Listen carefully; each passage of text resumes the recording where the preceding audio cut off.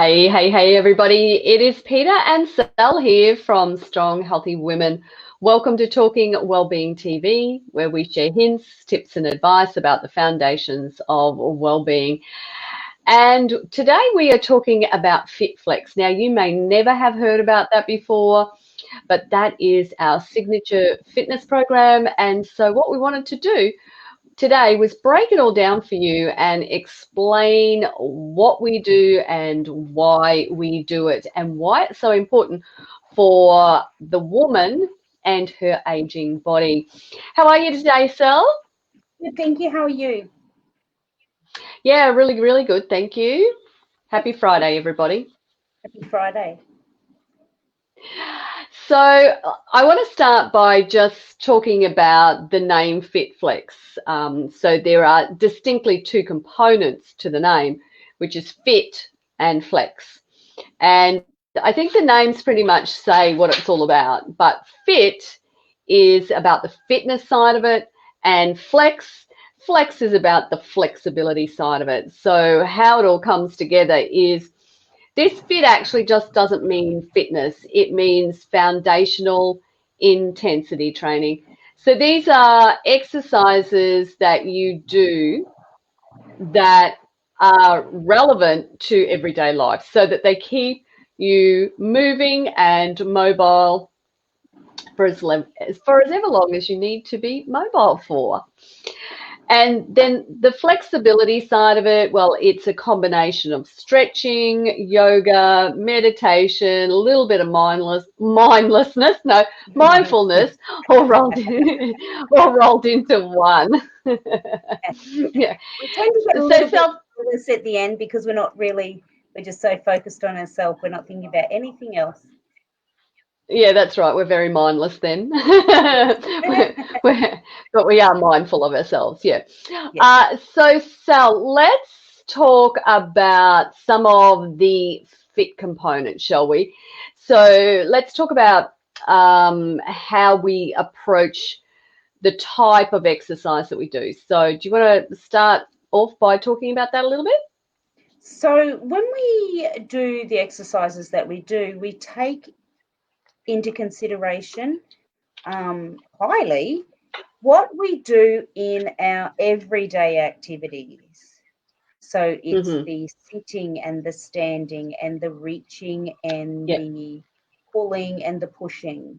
And that is how we approach our workouts and putting our workouts together with those functional movements or those foundational movements that we do. So you think about squatting. We squat to sit, we squat to stand up, we squat to get in our cars. We reach to put our washing on the line, we bend down to get our washing out of the basket, those sort of things. So that's what we focus on to get those daily movements into our FITFlex workouts. And with that too, it isn't just about those everyday activities that you do, such as hanging out the washing or sitting and standing. You could be traveling and you want to be able to put your your gear in the overhead locker on a plane or a train, or you need to be able to carry your suitcase up a set of stairs. So you need to have good core stability, good leg stability as well too. So it is about everyday life, but it's all about the cherished activities that you have, as well as, those not so fun activities. Although some of us actually might enjoy sweeping and vacuuming and doing all those things. Yeah, give us a shout out if you're one of those people. So there's a couple of different ways that you can approach this. It is focusing on strength training. So we want to build some muscle up. Now, the reason that we do that is because if we don't do strength training or we've never done it in the past, then what's happening is that is decreasing from the age of 30 onwards. So we end up being these very, very frail older women, and we don't want to be that way. We want to be those strong women.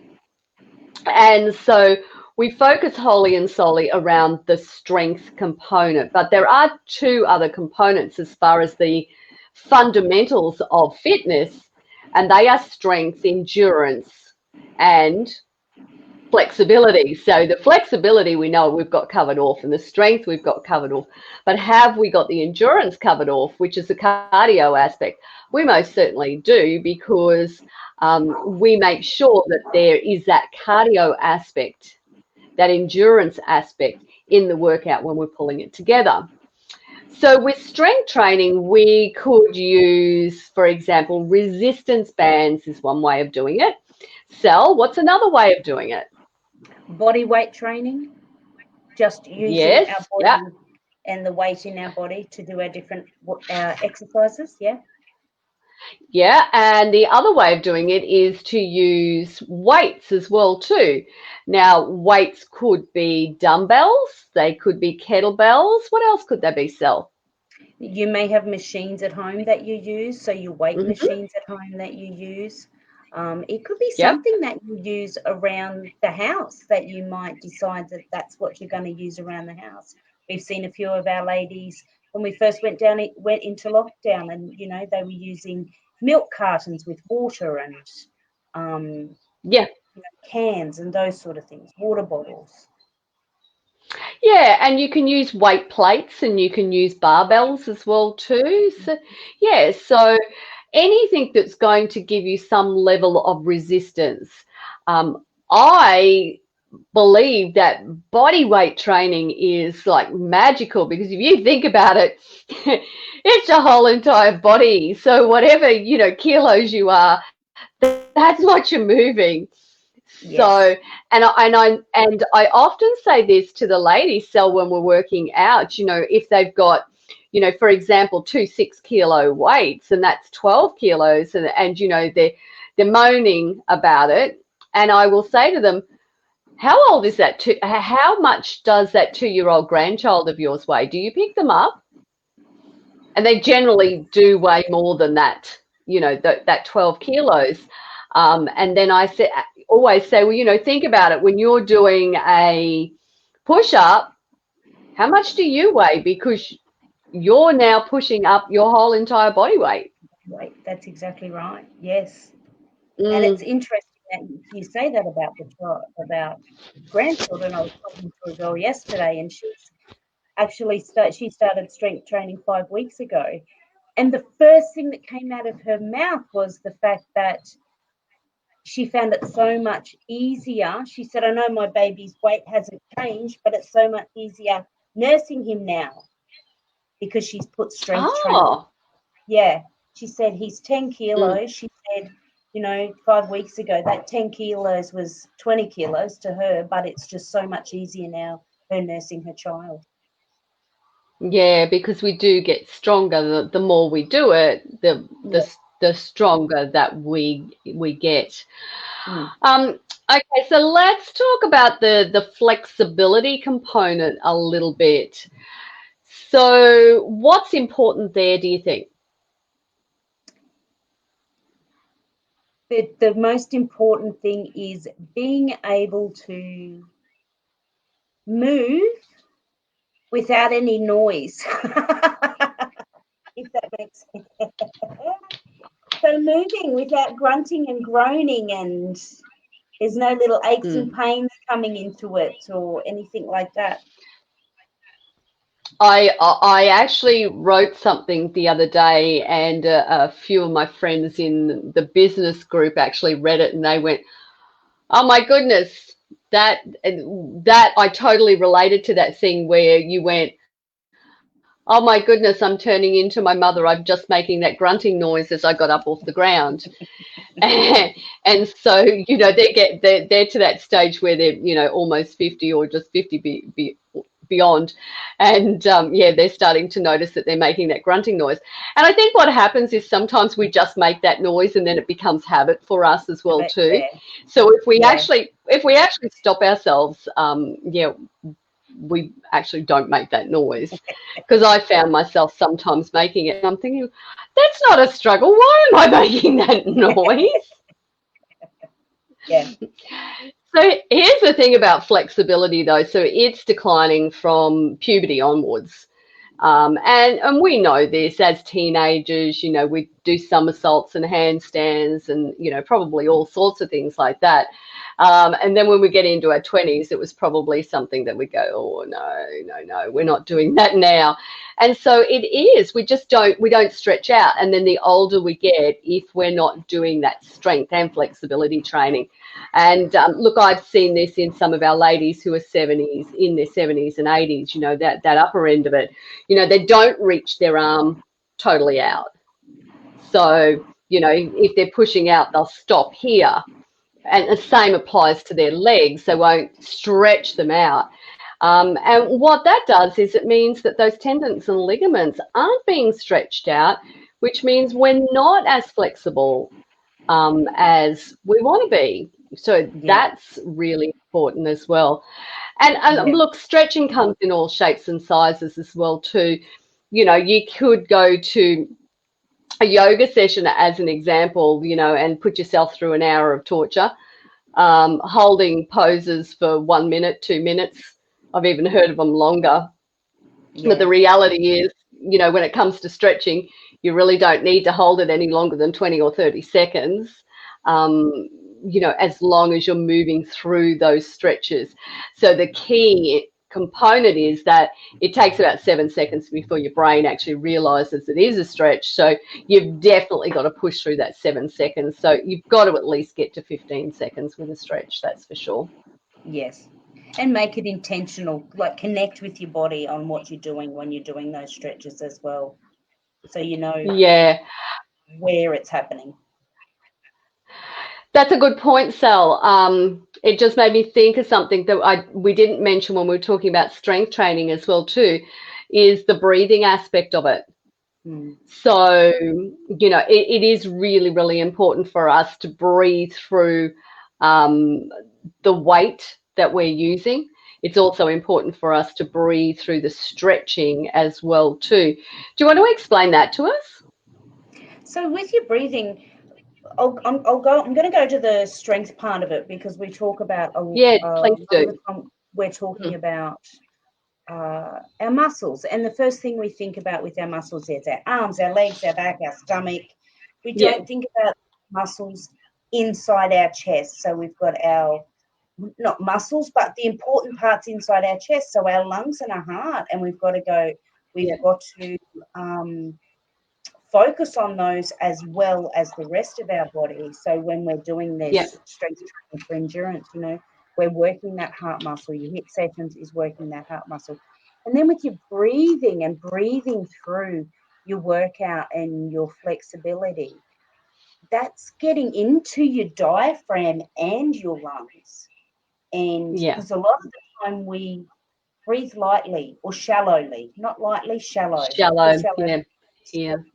Yeah, and you want to take it right down into your diaphragm and bringing it up out of your mouth and being focused on that.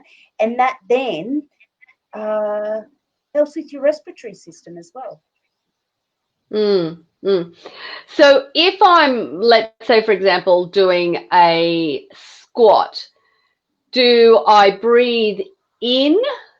Do I inhale or do I exhale as I go down? See, I personally, when I go down, I exhale on my exertion. And when I'm coming up, I'm inhaling as I'm coming up. So whether I'm doing a shoulder press, if I'm doing a shoulder press and I'm pushing, I'm exhaling on the exertion. So it's, when I'm coming down, I'm pulling it in. So I think that's probably a personal thing. Like, I'm not sure how you do it, whether you inhale or exhale, which way you inhale, exhale. You should always be exhaling with the exertion. So totally agree with you. And look, let's say, for example, we were talking about stretching as well too, and we were doing, so most of us probably know what the cat and cow looks like in yoga. And so what we do is we inhale through the cow, so the head comes down and we inhale, and then we exhale out. as we go into the cat pose. Now, if you, for example, you're holding those poses for a lot longer than, that 20 seconds, that's a heck of a long time to be holding, inhaling and exhaling. Yeah, exactly. Yeah. So you might be doing a few inhales and exhales as you go through. But you really do want to think about how you're breathing as your strength training, as you are doing your flexibility component as well too. So how do we get that? Sorry, I often see ladies Holding their when breath. we're training the ladies, if they are doing that push-pull movement and they hold the breath through the whole rep. Yes, they do. Just breathe, breathe, bring it out. Yeah. And of course, then what they can do is they'll start to sway their body as well too, because they think they're going to get more from it, which can only lead to injury when they do things like that. So it's really, really important that they don't. That's for sure.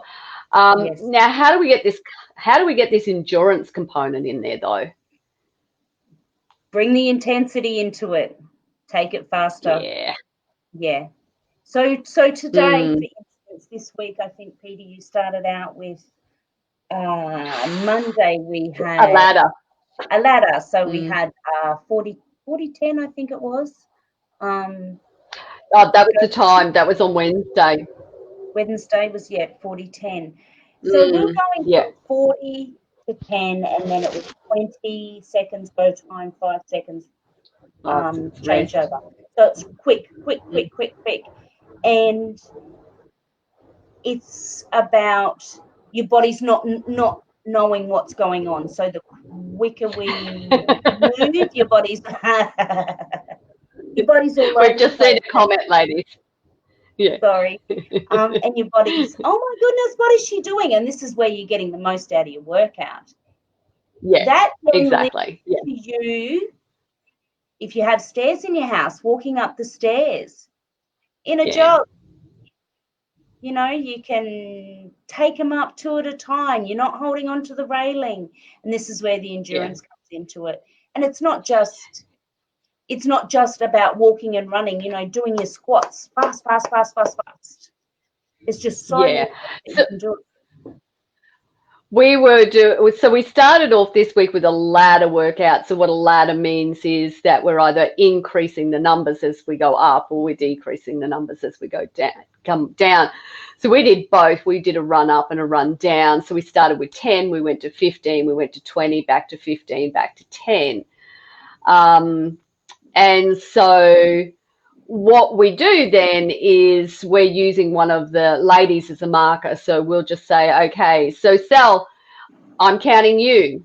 And so you can see how that person who is focused on at that point really, really concentrates and really puts in the big effort at that point as well. Not that they don't put in an effort outside of that, but there's definitely that big effort happening. And then, as you said, we went to that timed workout where, we went from the 20 seconds to the 40 seconds, 20 seconds, 40 seconds, 20 seconds, 40 seconds. So we did 5 sets on Monday, and we did 6 sets on Wednesday. And today what we did was we slowed it down, but the reps got increased. So the sets have come down and we've worked through deliberate movements. So what we're doing is, even though we're using the same exercises, the exercises are getting done in different ways, and the actual exercise itself is also in a different way. So you get a very different response from your body. And what we were laughing at before is Helen was chiming in. I'm not sure whether she's still here or not, but she's given us that. I'll just show you what she's giving us, these faces, so you can actually see what we were laughing at. There's a little so yes, it was a fun workout, but it was, I did feel like I was a bit of the sergeant major, those 2 days, like I really did. And I noticed that you put one of those gifs up there. Yeah, there she is again. So because we know how much more capable you are. So even though you might think you're not able to do it, the truth of the matter is you can. And the thing is that with all of that, I'm listening. Yes, she is. You got an easy one this afternoon, Helen. You got an easy one this afternoon. Did you hear what we just said? You're going to slow it down. So good way to finish a Friday, Arvo. Can we just add in there, Peter? This is Helen. This is our beautiful Helen, who is the one that wheelbarrows the concrete for the landscapers, and helps her son re-stumping his house, and she's just phenomenal lady, absolutely amazing. So she does give us the green faces for the workouts, but it's absolutely carrying over into what she's doing outside the studio. Oh, look, I think she painted a ceiling there at one point as well, too, in a garage. I mean, she's a superwoman, really. Like a 69, isn't she soon? Like, to look at her, like I don't know how old anybody is, really. I have to go and look it up because I don't really think about it. But I did happen to go, oh my goodness. And like for Sophie, like, she's that age as well too. And it's like, and they've been with us. They've been working out with us for a long time. For a lot of the ladies, what they do is they start with us when they're getting close to that retirement stage, and they just keep going. And so, we got women who are coming in who are in their 50s working out with these ladies who are, 60s, 70s, and some 80. And they're thinking, hang on a minute, I'm not as good as these. But, they started 10, 15 years ago, and that's why they are strong. That's why they're flexible. And that's why they look so young. Young, exactly. 69 on the 27th of November. There you go. But who's counting, Helen? Yes, exactly. Who's counting, Helen? All right, so just to wrap it up, ladies, we've been talking today about FITFlex. We wanted to break it down for you so you had some insight into what the program's all about. But just in finishing up, I do want to say this. So we know the aches and pains, the injuries, the trauma that the ladies in the Strong Healthy Women community have. And so they don't just get their workout that we're doing. What actually happens is they also get the alternates. So if they do happen to have those injuries, then they do have something else that they can do. And I mean, Sal, you've just shared with me something as well too, because one of our ladies has broken her thumb, was it? Yes. So she's your thumb on her right hand. So she's right-handed and she's broken her thumb on the right hand, but she wants to keep working out. So I said, okay. So she will have a whole series of different alternatives to everybody else. So we're going to have to be doing a little bit of extra work for you, Teresa, but we love you anyway. Yep. And there we go. Helen's just said she feels great every day. She looks amazing every day as well too. So thanks for joining us today. So thanks for joining us, Sal. Thank you for having me. I will see you on Sunday. Yes, for Sunday for the weekly wrap up. Yes, you will definitely. Yes. And then I will see you this afternoon at 6:30 for our Insiders Connect session. Yeah. Yeah, definitely. All right, ladies, take care. We will see you all very soon. Bye, everybody. Bye, Sal.